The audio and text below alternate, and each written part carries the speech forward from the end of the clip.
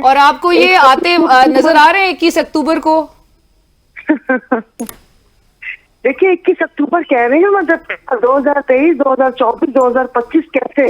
अब वो तो वही कहते हैं ना कि वो बंदा इतना डर रहे हैं कि वो जैसा नहीं होता कोई पानी में उतरते हुए बार बार पाँव अंदर करे और फिर बाहर निकाले कि कितनी गहराई है। वो मेरे ख्याल में अभी तक ये बयान देखकर गहराई नापे जा रहे हैं। पहले तो बयान दिया कि शायद अवाम फिर इनकी बातों में आ जाए कि वापस आप एंटी एस्टेब्लिशमेंट बयानियां बनाएं और उसके बाद आप फिर बोलें कि हम आंख के तारे हैं और राज दुलारे हैं और जो भी काम किया है वो एस्टेब्लिशमेंट ने किया है। और इस किस्म की बातें करने के बाद, क्योंकि देखिए आप लोग भूल चुके हैं, इन्होंने वी स्टैंड विद बाजवा ये वाली इन्होंने कैंपेन भी चलाई थी, हैशटैग था इनका। आप अगर देख लें ट्विटर की दुनिया में तो इन्होंने वो भी चलाई थी।